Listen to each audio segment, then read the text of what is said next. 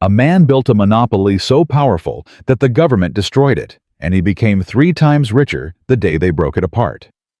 That's not failure, that's architecture. In 1911, the Supreme Court shattered Standard Oil into 34 pieces. Rockefeller owned shares in all 34. His net worth tripled within 2 years. The system wasn't defeated. It was designed to profit from its own destruction. And that same system, the one that turns even punishment into profit, is extracting wealth from your life right now. Let me show you how it works. In 1870, a 31-year-old bookkeeper in Cleveland, Ohio, controlled exactly 4% of America's oil refining capacity. 10 years later, that same man controlled 90%, not 40, not 60, 90% of an entire industry in a single decade. His name was John D. Rockefeller, and the system he built didn't die when the government broke it apart. It evolved, it spread, and right now in 2025, it controls the gasoline. You pump the medications, you swallow the platforms, you scroll, and the banks that hold every dollar you've ever saved. But here's what makes this story different from every rich guy built an empire narrative you've heard before. When the Supreme Court shattered Standard Oil into 34 separate companies, in 1911 Rockefeller's net worth didn't collapse. It tripled. The man who was supposed to be punished walked away 3 times richer than before. That's not an accident. That's architecture. Frank Tarbell still remembered the exact moment his life changed. It was 1872, and he was standing in his small refinery office in Titusville, Pennsylvania, watching the numbers on his ledger turn from black to red. He'd spent 8 years building that refinery. 8 years of 16-hour days, of mortgaging his family home, of promising his wife that the sacrifice would pay off. That morning, Standard Oil dropped kerosene prices below what it cost Frank to produce. Not below his profit margin. Below his production cost. Every barrel he refined, he lost money. Every day he stayed open, he moved closer to bankruptcy. 3 months later, Frank Tarbell sold his refinery to Rockefeller for 40 cents on the dollar. His daughter Ida was 15 years old. She watched her father come home that night, sit down at the kitchen table, and weep. 28 years later, Ida Tarbell would publish the most devastating corporate expose in American history. But we'll get to that. What most people get wrong about Rockefeller is that they think he was just greedy. They imagine a cartoon villain in a top hat, rubbing his hands together, cackling about money. That's comfortable. That's easy to dismiss. The truth is far more disturbing. Rockefeller genuinely believed he was doing God's work. His father, William Avery Rockefeller, was a con man who traveled the countryside selling fake cancer cures for $25 a bottle. He had a second family that John didn't know about until adulthood. He disappeared for months at a time, leaving John's mother to raise 5 children alone. His mother, Eliza, was a devout Baptist who taught John that every penny must be accounted for, that waste was sin, and that discipline was the path to salvation. The con man's ruthlessness, the Baptist's moral certainty. These two forces fused in John D. Rockefeller to create something the world had never seen before, a monopolist who believed monopoly was righteous. Competition is a sin. That's a direct quote. Most people hear it as greed. Rockefeller meant it as theology. Competition wastes resources. Competition duplicates effort. Competition destroys capital through inefficiency. Consolidation in Rockefeller's mind was moral because it eliminated waste and served consumers through lower prices. He wasn't stealing. He was organizing chaos into divine order. And here's the part that should keep you awake at night, he was partially right. Before Standard Oil dominated the market, kerosene cost 58 cents per gallon. After Rockefeller's efficiencies took hold, it cost 8 cents, an 86% price reduction. The average American family could suddenly afford to light their homes after dark. That's not exploitation. That's genuine value creation. But Alexander Morrison would have disagreed. Morrison was 43 years old in 1879, owner of a mid-sized refinery in Pittsburgh. He'd survived the Cleveland Massacre of 1872, when Rockefeller absorbed 25 of Cleveland's 26 refineries in 3 months. Morrison thought Pittsburgh was safe. He was wrong. On a Tuesday morning in March, a Standard Oil representative named Henry Rogers arrived at Morrison's office. Picture it, a man in an expensive suit, soft-spoken, almost gentle, laying out the terms with the calm of someone discussing the weather. Sell your refinery to Standard Oil at fair market value. Keep your dignity. Maybe even stay on as a manager. Or refuse and watch what happens next. Morrison refused. Within 6 weeks, the railroad that shipped Morrison's oil raised his freight rates by 40%. The same railroad gave Standard Oil a secret rebate that made their shipping essentially free. Morrison's kerosene, which had sold for 12 cents, now cost him 14 cents to deliver. Standard Oil's kerosene sold for 9 cents. If you could see the documents from this period, you'd find railroad contracts with hidden clauses, rebate agreements that were technically illegal even then, and a paper trail that reads like a manual for economic assassination. Morrison held on for 11 months. He burned through his savings, mortgaged his home, borrowed from his brother. In February 1880, he sold his refinery to Standard Oil for 32 cents on the dollar. He never entered the oil business again. Here's a question that should bother you. Why do we remember Rockefeller as a businessman, but not as the architect of a system Carnegie built steel mills? When he died, U.S. Steel continued, but his personal control ended. Vanderbilt built railroads. When he died, the empire fragmented. Morgan built financial institutions. When he died, his dominance faded. But Rockefeller built something different. He built a method. Vertical integration, horizontal consolidation, regulatory capture, tax-exempt foundations, the trust structure that became the modern holding company. These aren't just strategies. They're the DNA of corporate America. By 1882, Rockefeller's lawyers had invented something that changed history forever, the Standard Oil Trust. The legal innovation seems technical, almost boring. But what it enabled was anything but. Standard Oil of Ohio couldn't legally own companies in other states. But a trust could hold the stock of companies anywhere.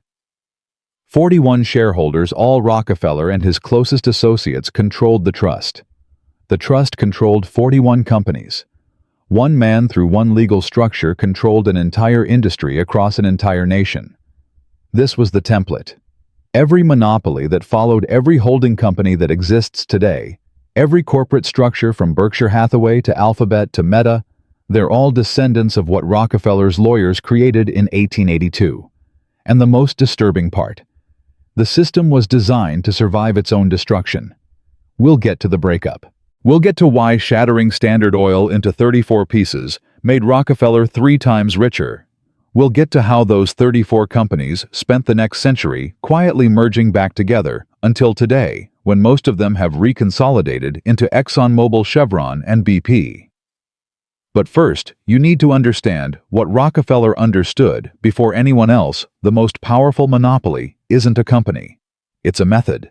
And that method is still extracting wealth from you right now today, with every tank of gas, every Amazon package, every Google search, every prescription you fill. The question isn't whether you're inside Rockefeller's system. The question is whether you can see the walls. The most powerful monopoly isn't a company. It's a method. And that method is still extracting wealth from you right now with every tank of gas, every Amazon package, every prescription you fill. To understand how Rockefeller built that method, you need to understand what America looked like before he arrived. In 1859, a man named Edwin Drake struck oil in Titusville, Pennsylvania. Within months, thousands of prospectors flooded into western Pennsylvania, drilling wherever they could find land. Fortunes were made and lost overnight. A farmer who discovered oil on his property could become a millionaire by Tuesday and bankrupt by Friday. Prices swung wildly from $20 a barrel to 10 cents sometimes in the same month. This was the oil rush, and it was pure chaos. Picture the Pennsylvania oil fields in 1861, Wooden derricks scattered across muddy hillsides, men covered in black crude wrestling with primitive equipment barrels stacked haphazardly waiting for transport that might never come.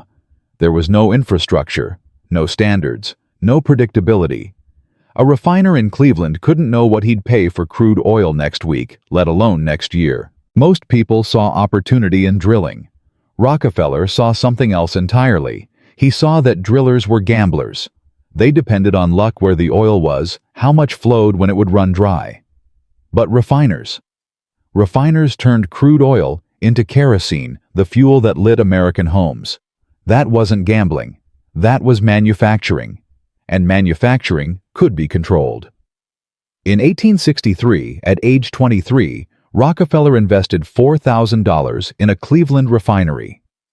Within 2 years, it was the largest refinery in the city. But Cleveland had 30 refineries, all competing fiercely, all operating on thin margins, all one bad month away from bankruptcy. Here's where Rockefeller's mind worked differently than everyone else's. Most businessmen thought about beating competitors. Rockefeller thought about eliminating competition itself.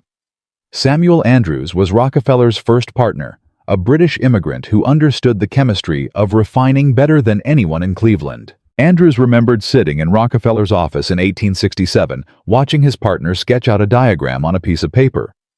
Most refineries, Rockefeller explained, bought barrels from barrel makers, paid railroads to ship oil, sold kerosene to distributors. 3 separate businesses, taking profit at every step. What if Rockefeller asked, we owned all 3 steps ourselves? Andrews didn't understand at first.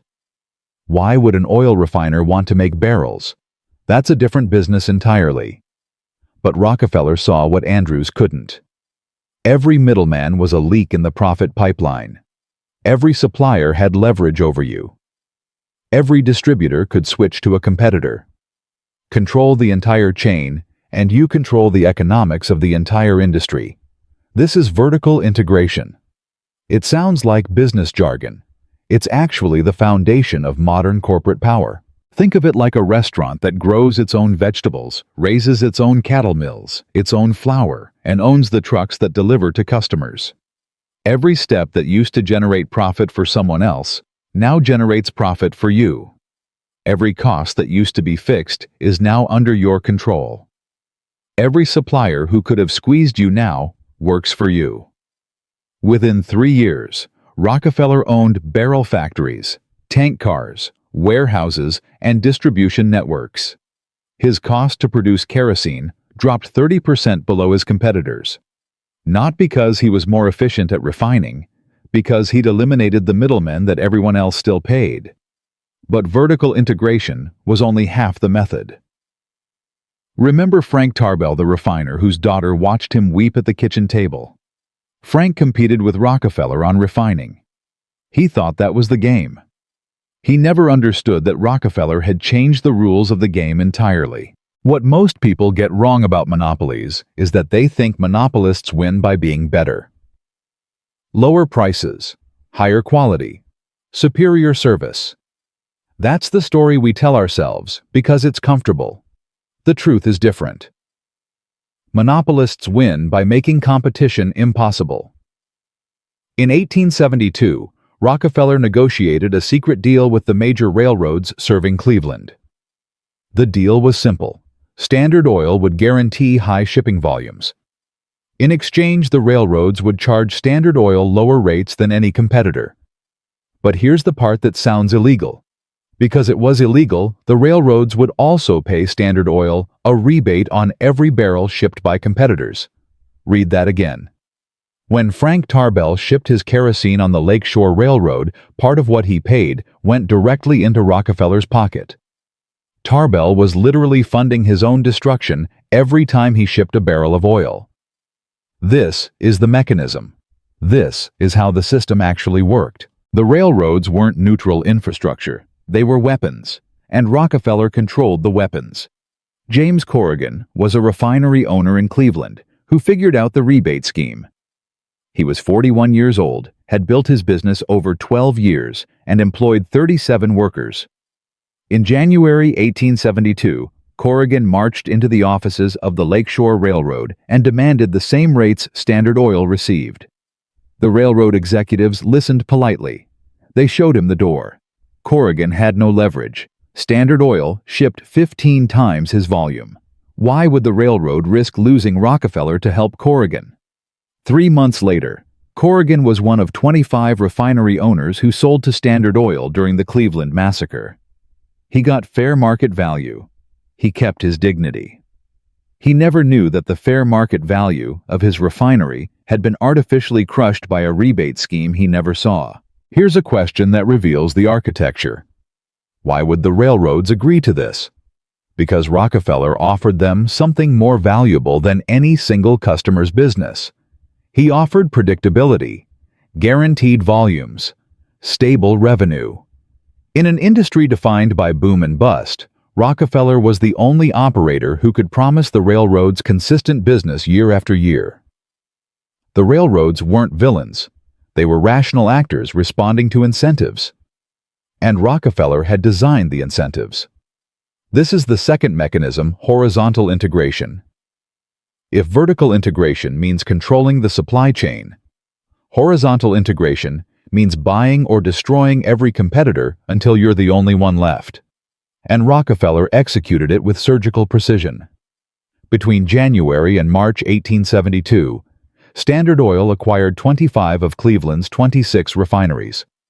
The method was always the same. A representative would arrive at your office. He'd lay out 2 options with the calm of a doctor delivering a diagnosis. Option 1, sell your refinery to Standard Oil at fair market value. Keep your reputation. Perhaps stay on as a manager. Your family remains comfortable. Option 2, refuse and discover what happens when Standard Oil decides you're a competitor. Most chose option 1. The few who chose option 2 discovered that their shipping costs suddenly doubled. Their suppliers suddenly couldn't deliver their customers, suddenly found better prices elsewhere. The market wasn't a market anymore. It was a system designed to produce one outcome. By 1879, Standard Oil controlled 90% of American oil refining. 90%. Not through innovation, not through superior products, through systematic elimination of the conditions that make competition possible. But controlling 90% of an industry creates a new problem. It's illegal. Or at least it should have been. The Sherman Antitrust Act wouldn't pass until 1890, but state laws already prohibited monopolies. Standard Oil of Ohio couldn't legally own companies in New York or Pennsylvania. Every state had its own corporate laws, its own restrictions. And this is where Rockefeller's lawyers created something that would reshape corporate America forever. In 1882, attorney Samuel Dodd presented Rockefeller with a solution. They called it the Standard Oil Trust. Here's how it worked. Every Standard Oil company in every state would transfer its stock to a board of 9 trustees. The trustees, all Rockefeller and his closest allies, would manage all the companies as a single unit. Technically, Standard Oil of Ohio didn't own Standard Oil of New York. The trust owned both. It was a legal fiction. Everyone knew the same 9 men controlled everything. But the fiction worked because it existed in a gap the law hadn't anticipated. The trust structure would evolve into the holding company. The holding company would become the foundation of modern corporate organization. Berkshire Hathaway, Alphabet, Meta, Amazon. They're all descendants of what Samuel Dodd invented in 1882 to help Rockefeller evade state monopoly laws. One lawyer's clever workaround became the legal architecture of 21st century capitalism. But here's what happened next. The public started paying attention. Journalists started investigating. Politicians started asking questions. And a 15-year-old girl who watched her father weep at the kitchen table grew up to become the most dangerous threat Rockefeller ever faced. The system that seemed invincible was about to collide with something Rockefeller never planned for, a reckoning that would expose every secret deal, every crushed competitor, every mechanism of control. And what happened next would prove that even destruction could be designed to make the architects richer. The system that seemed invincible was about to collide with something Rockefeller never planned for: a reckoning that would expose every secret deal, every crushed competitor, every mechanism of control. And what happened next would prove that even destruction could be designed to make the architects richer. Ida Tarbell was 44 years old when she began the investigation that would shake Standard Oil to its foundations. She still remembered being 15, watching her father sit at the kitchen table with his head in his hands. The refinery he'd spent 8 years building sold for 40 cents on the dollar. She remembered the silence in the house afterward, the way her father seemed to shrink, the way her mother stopped talking about the future. 28 years of that memory. 28 years of watching Rockefeller become the richest man in the world, while families like hers were erased from history. In 1901, Tarbell convinced McClure's magazine to let her write a series on Standard Oil. What was supposed to be a 3-part series became 19 installments published over 2 years. She interviewed former Standard Oil executives. She obtained internal documents. She traced the secret railroad rebates, the predatory pricing, the systematic destruction of competitors. When The History of the Standard Oil Company was published as a book in 1904, it landed like a bomb. For the first time, the American public could see the mechanism. Not rumors, not accusations, documents, exposed in black and white for anyone who could read. But here's what most people get wrong about the Standard Oil expose. They think Tarbell brought down Rockefeller. They think the government broke up Standard Oil because the public demanded justice. The truth is stranger and more disturbing. By 1904, when Tarbell's book was published, Rockefeller had already stepped back from daily management of Standard Oil. He was 65 years old. He spent his days playing golf, giving away dimes to children, and planning his philanthropic legacy. The public relations disaster of Tarbell's expose barely touched him personally. The man who had crushed thousands of competitors, who had built the most powerful monopoly in American history, who had pioneered every technique of corporate control that still exists today, he was already thinking about what comes after. And that's when Rockefeller made his most brilliant move.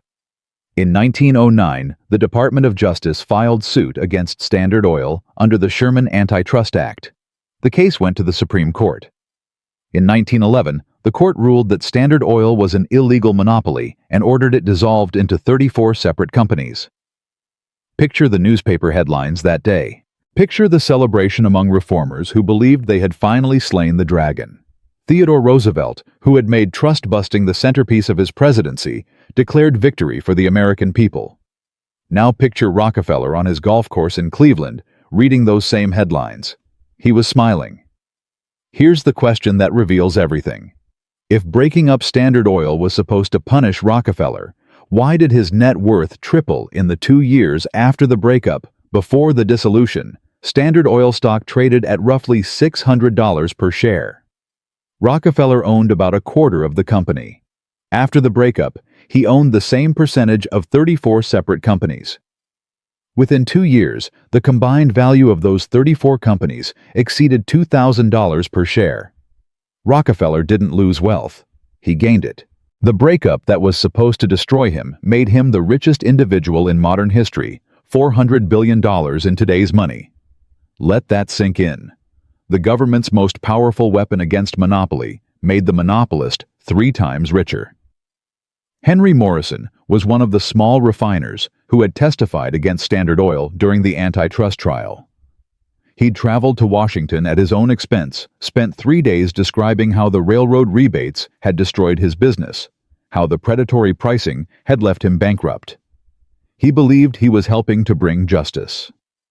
Morrison was 57 years old when the Supreme Court ruled against Standard Oil. He read the news in his small apartment in Pittsburgh, where he worked as a bookkeeper, the same profession Rockefeller had started in 40 years earlier. Morrison's refinery was long gone. His savings were long gone. He would die in that apartment in 1918, never knowing that the man who destroyed him had become richer from the breakup than he'd ever been before. This is the rage moment. This is what the system actually looks like. The people who fought Standard Oil, who testified against it, who sacrificed their businesses and their savings to expose the truth. They got justice on paper. Rockefeller got $400 billion. The rules were never designed to punish people like Rockefeller. The rules were designed to look like they punished people like Rockefeller. But wait, if the breakup made Rockefeller richer, why did it work?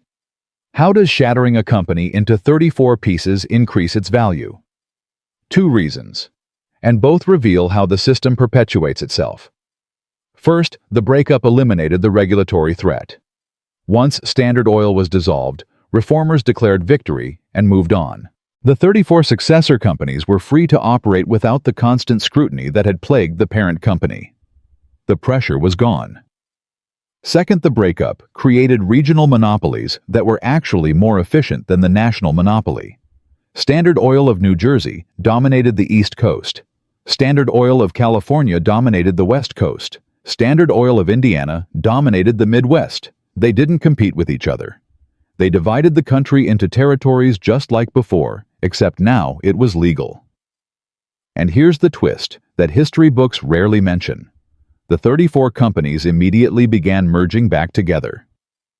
Standard Oil of New Jersey became Exxon. Standard Oil of New York became Mobil. In 1999, they merged to form ExxonMobil. Standard Oil of California became Chevron. It absorbed Standard Oil of Kentucky Gulf Oil and Texaco. Standard Oil of Indiana became Amoco. It was bought by BP in 1998. The monopoly that was destroyed in 1911 spent the next century reassembling itself. Today, most of those 34 companies have reconsolidated into 3 giants: ExxonMobil, Chevron, and BP. The system broke itself up to avoid regulation, then quietly put itself back together over 100 years. Pause for a moment and consider what this means. The most aggressive antitrust action in American history. The case that defined how we think about monopoly, the precedent that's still cited today, didn't actually work. The monopolist got richer, the monopoly reformed, and the method spread to every other industry. This is the architecture Rockefeller built, a system so sophisticated that even its own destruction makes it stronger. But the Standard Oil breakup wasn't Rockefeller's final innovation. The last mechanism, the one that would secure his legacy for generations, was still to come. In 1913, 2 years after the breakup, Rockefeller created the Rockefeller Foundation, with an initial gift of $250 million, over $7 billion in today's money. The stated purpose was philanthropy funding medical research, education, public health. The actual purpose was more complex. Frederick Gates was Rockefeller's chief philanthropic advisor, a former Baptist minister who had convinced Rockefeller that strategic giving could accomplish what business never could. Gates still remembered the meeting in 1910 when he laid out the vision. Picture 2 men in a wood-paneled office, maps and charts spread across a mahogany desk. Gates explained that Rockefeller's reputation was destroyed. The public hated him. Newspapers called him a robber baron, a ruthless tyrant, the most despised man in America. No amount of money could buy that reputation back. But strategic philanthropy could create a new reputation. Fund universities, and you shape what's taught. Fund medical schools, and you shape how medicine is practiced. Fund research, and you shape what questions get asked. The foundation wouldn't just give away money. It would reshape American institutions in ways that served Rockefeller's legacy. Gates was right. The Rockefeller Foundation funded Johns Hopkins Medical School, the University of Chicago Rockefeller University. It established the model for American medical education, the model that emphasized pharmaceutical intervention over holistic care, that created the doctor as authority system that made medicine a lucrative profession tied to corporate interests. This isn't conspiracy theory. This is documented in the Foundation's own archives. Abraham Flexner was hired by the Rockefeller Foundation to evaluate American medical schools. His 1910 report recommended closing most existing schools and consolidating medical education into a few elite institutions that would receive Rockefeller funding. Within a decade, the number of medical schools in America dropped from 155 to 31. The schools that survived were the ones that adopted the pharmaceutical model. The ones that didn't adapt, that practiced alternative approaches, that questioned the emerging orthodoxy, they disappeared. Rockefeller's foundation didn't just give money to medicine. It redesigned medicine. And here's the final twist that connects everything. Standard Oil's chemical divisions. The parts of the company that produced industrial chemicals and petroleum byproducts eventually evolved into pharmaceutical companies. The same corporate infrastructure that refined oil began synthesizing drugs. The same distribution networks that delivered kerosene began delivering medications. The man who monopolized oil helped create the system that would monopolize medicine.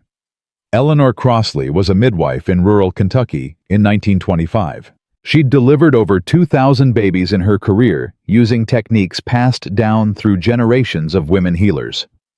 That year, the state medical board, following guidelines influenced by Rockefeller-funded reforms, made it illegal to practice midwifery without a license that required formal medical education. Crossley was 63 years old. She couldn't afford medical school. She couldn't pass examinations designed for a system she'd never been trained in. After 40 years of serving her community, she was forced to stop. She lived another 12 years watching younger women travel 50 miles to hospitals for births that she could have handled in their homes. She never understood why the rules had changed. She never knew that the regulations that ended her career could be traced to foundation grants made by the same man who had cornered the oil market. The system doesn't just control industries. It controls the rules that determine who gets to participate. That's Rockefeller's true legacy. Not the money, not the oil, the architecture, the method, the template that every dominant institution has followed for 100 years. And the most disturbing part: the system was designed to make you thank it. Rockefeller died in 1937 at age 97, celebrated as one of America's greatest philanthropists. The foundation he created still operates today, still funds research, still shapes policy. His descendants, the fourth and fifth generations, still control billions in trusts and foundations, still sit on corporate boards, still influence the institutions their ancestor helped design. The man who destroyed Frank Tarbell, who crushed Alexander Morrison, who built a monopoly that extracted wealth from millions of Americans, that man is remembered as a benefactor. The rules don't just extract wealth. They extract gratitude.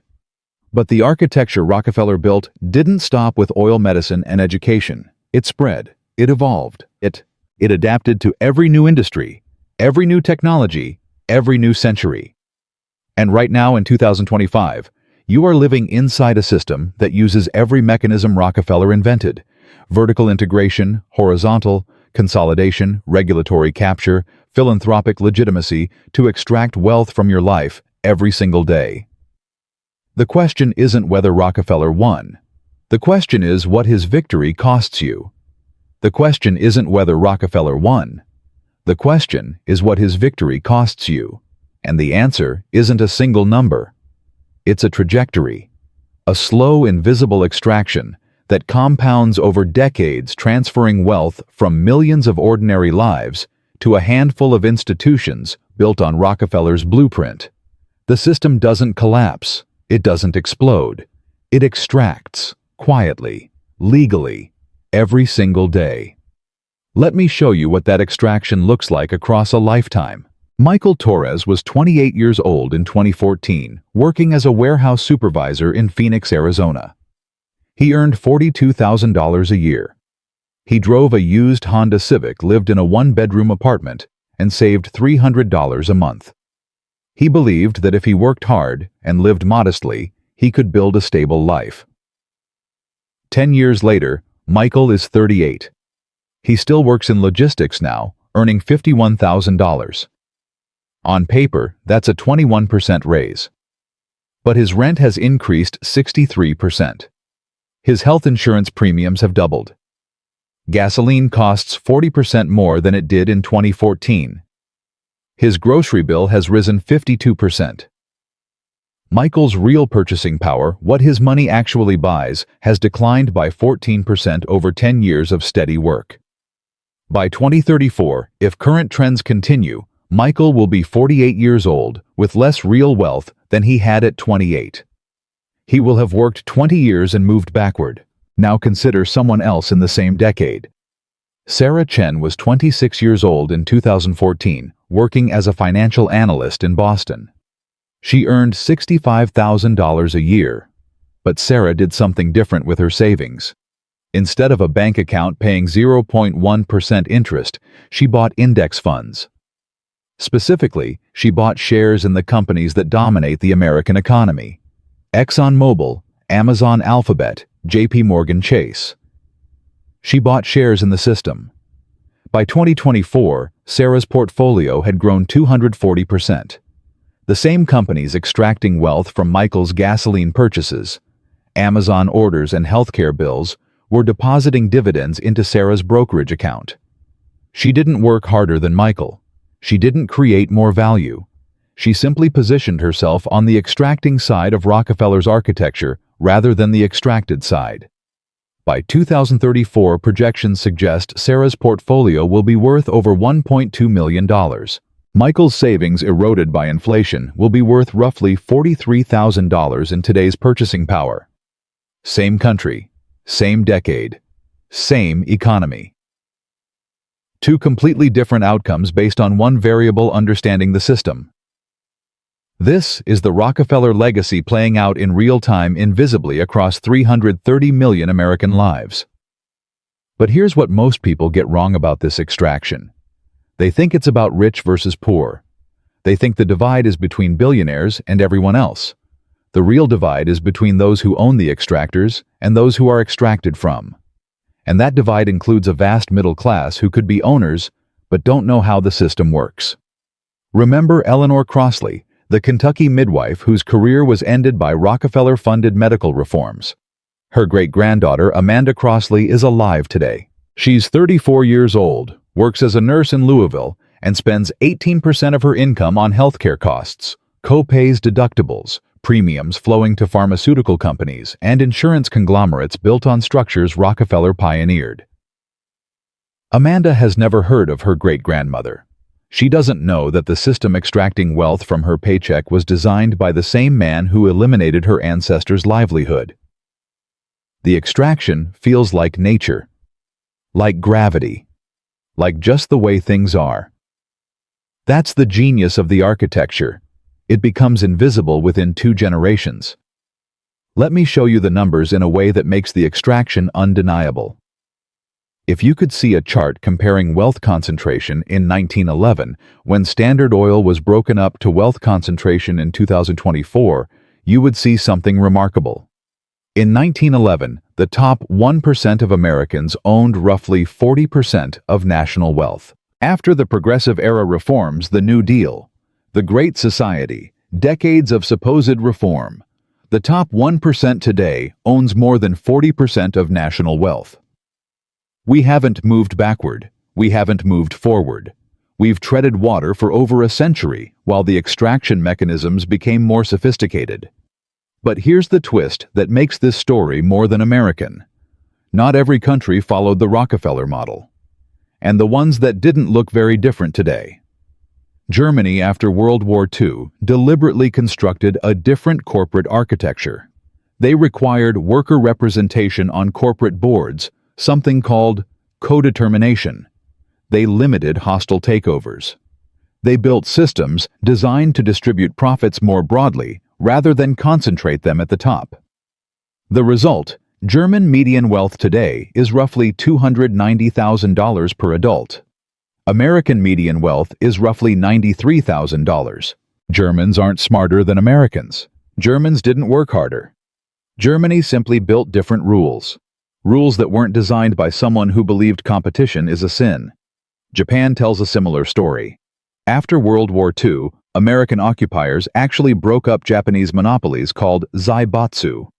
But Japan rebuilt its corporate system with interlocking ownership structures, lifetime employment, and profit-sharing arrangements that distributed wealth more broadly. Japanese household debt is roughly 60% of GDP.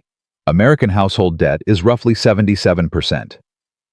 Japanese workers get paid more relative to corporate profits. American workers get paid less while shareholders get paid more. Same capitalism, different architecture, radically different outcomes. The Rockefeller system isn't inevitable, it's a choice. A choice that was made 150 years ago by one man in Cleveland, and a choice that has been reinforced every decade since by companies following his playbook. But choices can be unmade, which raises the question nobody wants to answer. Why hasn't America changed the rules? David Rockefeller, John D.'s grandson, died in 2017 at age 101. For 50 years, he was chairman of Chase Manhattan Bank, founder of the Trilateral Commission, one of the most connected men in global finance. When he died, his estate was valued at over $3 billion. More importantly, David Rockefeller spent his career ensuring that the rules his grandfather had written would never be rewritten. He funded think tanks that promoted deregulation. He cultivated relationships with every president from Eisenhower to Obama. He sat on boards that shaped policy in ways most Americans never saw and wouldn't understand if they did. Thomas Medina was a congressional staffer in 1978 working on banking regulation. He still remembers meeting David Rockefeller at a Washington reception. Picture a 27-year-old policy wonk, nervous in a borrowed suit, shaking hands with American royalty. Rockefeller was charming, gracious, interested in Thomas's work on consumer protection. 2 months later, Thomas's boss changed positions on a key banking provision. The language that would have restricted certain holding company structures was quietly removed from the bill. Thomas never knew if there was a connection. He didn't ask. That's how the system protects itself. Not through obvious corruption, through relationships, through expertise, through generations of accumulated influence that make certain questions seem unreasonable to ask. The Rockefeller family today controls an estimated $11 billion across hundreds of trusts and foundations. The Rockefeller Brothers Fund, the Rockefeller Family Fund, the David Rockefeller Fund. They fund climate research, arts programs, public policy initiatives. They are by any measure among the most philanthropic families in American history. And that's exactly what John D. would have wanted. Remember Frederick Gates, the advisor who designed Rockefeller's philanthropic strategy. His insight was that strategic giving doesn't just buy reputation. It buys control over the questions society asks. Fund climate research, and you shape which solutions seem realistic. Fund arts programs, and you shape what culture gets preserved. Fund public policy, and you shape which reforms seem possible. The extraction continues, but the extractors are celebrated as benefactors. Here's where the trajectory becomes undeniable. In 1980, the average CEO of a large American company earned 42 times what their average worker earned. By 2000, that ratio was 368 to 1. By 2024, it exceeded 400 to 1. If you could visualize this as a timeline, you'd see a hockey stick flat for decades, then suddenly vertical. The inflection point corresponds almost exactly with the deregulation of the 1980s, when the rules that had modestly constrained Rockefeller's architecture were systematically removed. We didn't just fail to fix the system, we removed the few constraints that made it tolerable. Jennifer Walsh was 22 years old in 1985, starting her career at a mid-sized manufacturing company in Ohio. Her starting salary was $18,000. Her CEO earned roughly $750,000. The ratio was about 42 to 1. Jennifer retired in 2023. Her final salary was $68,000. Her company's CEO earned $24 million. The ratio was 353 to 1. Same company, same job function.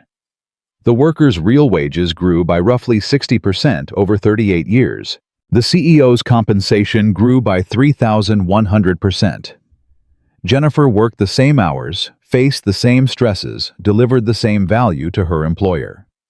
But the rules determining how profits were distributed changed in ways that redirected millions from workers like Jennifer to executives and shareholders positioned on the extracting side of the system. By 2034, if current trends continue, the CEO to worker ratio will exceed 500 to 1. Jennifer's successor will earn perhaps $80,000 in today's money. The CEO will earn $40 million. The architecture Rockefeller built is accelerating. Every decade, the extraction becomes more efficient. And the most disturbing part is how normal it feels. Michael Torres doesn't think about Rockefeller when he fills his gas tank. Amanda Crossley doesn't connect her healthcare costs to foundation grants made in 1910. Jennifer Walsh doesn't see the deregulation that redirected her earnings to shareholders. The system has become invisible. It's just the way things are. Just the economy. Just the market. Except it isn't a market. It's an architecture.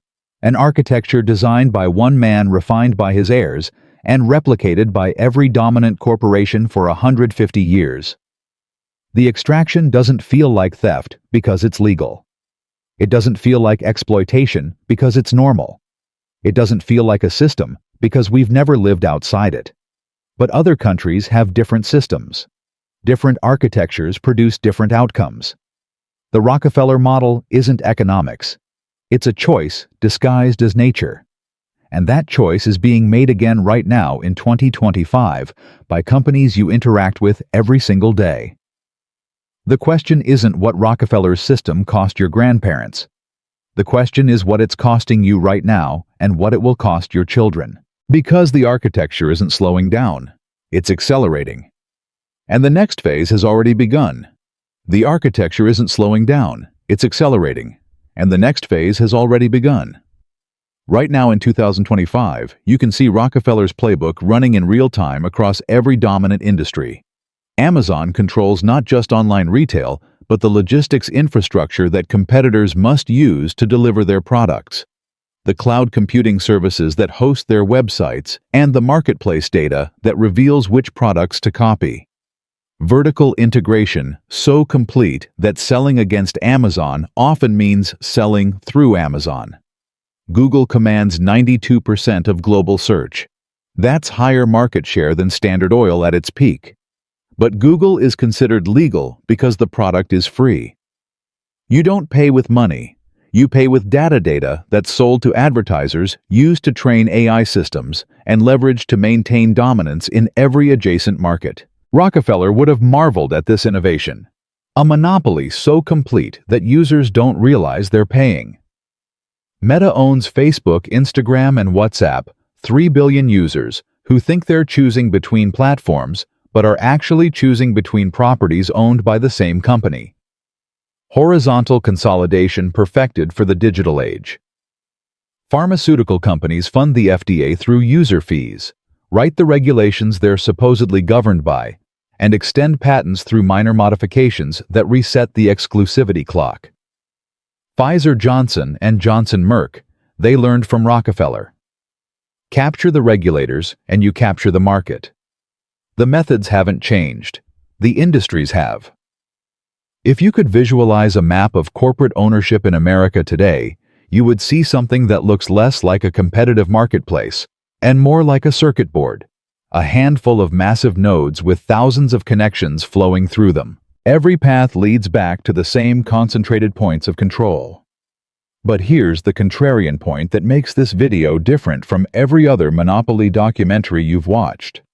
The system isn't broken. The system is working exactly as designed. Rockefeller didn't build Standard Oil to serve consumers, though it did. He didn't build it to create jobs, though it did. He built it to concentrate wealth and control at the top of a pyramid. And by that measure, the system has succeeded beyond anything he could have imagined. The Rockefeller family's $11 billion is almost a rounding error compared to what the system produces today. Jeff Bezos alone is worth $200 billion. The 5 largest American companies are worth more than the GDP of every country on Earth, except the United States and China. This is Rockefeller's ultimate legacy, not his family's wealth. The architecture that makes such concentration possible, legal and self-perpetuating. Let me close the circle on where we started. Remember Ida Tarbell, the 15-year-old girl who watched her father weep at the kitchen table after selling his refinery for 40 cents on the dollar. She spent her entire adult life fighting the system her father was destroyed by.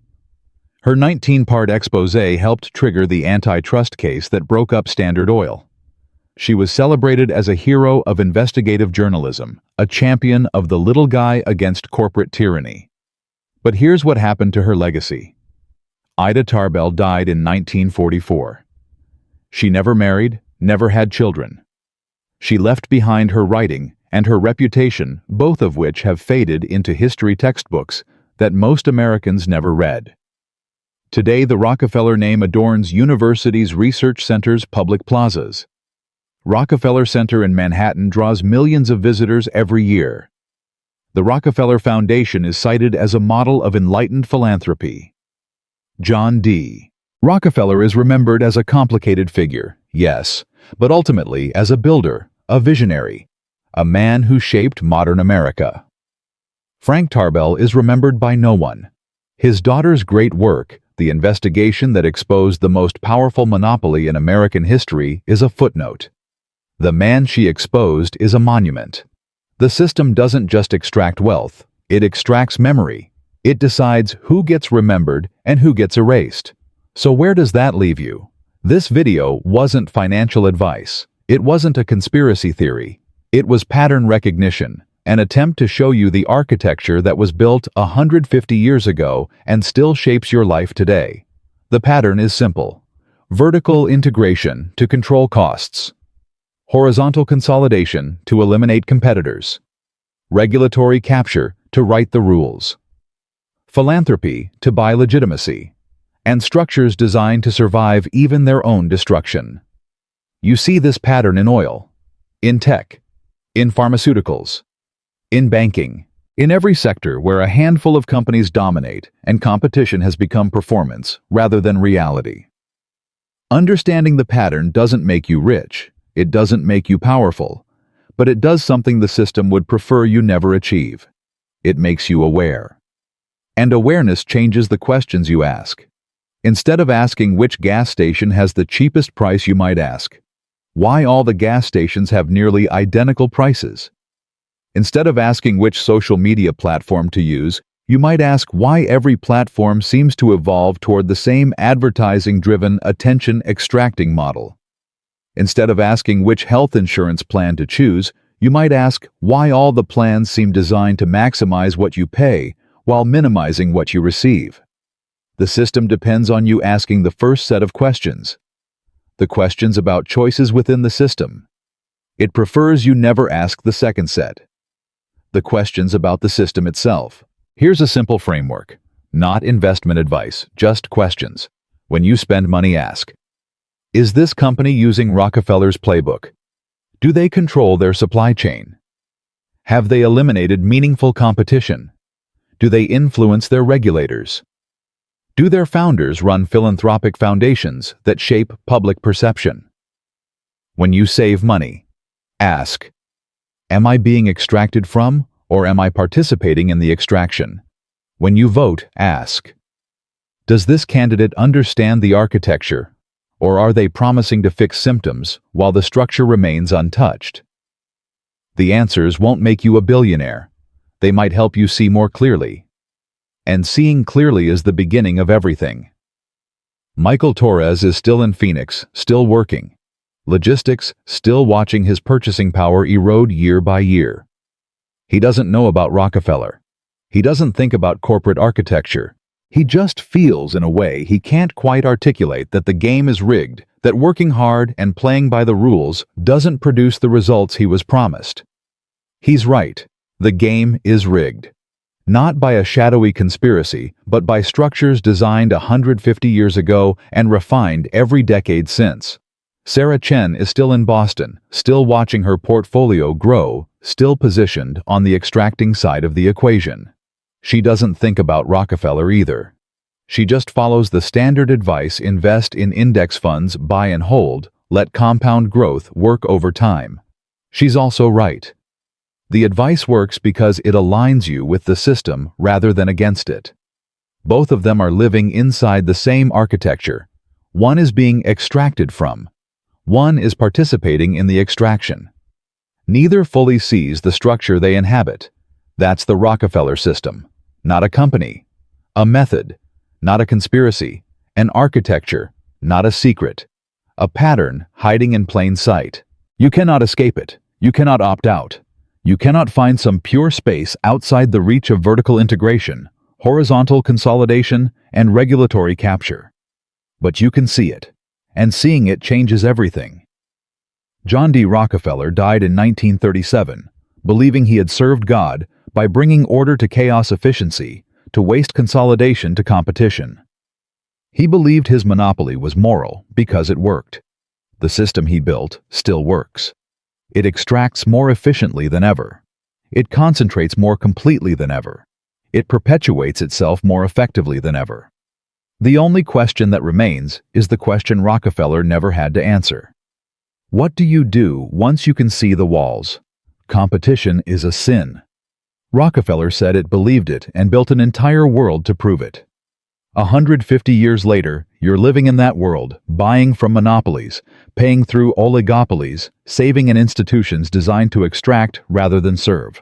You can't escape the architecture, but you can finally see it. And in a system designed to be invisible, seeing is the first act of freedom.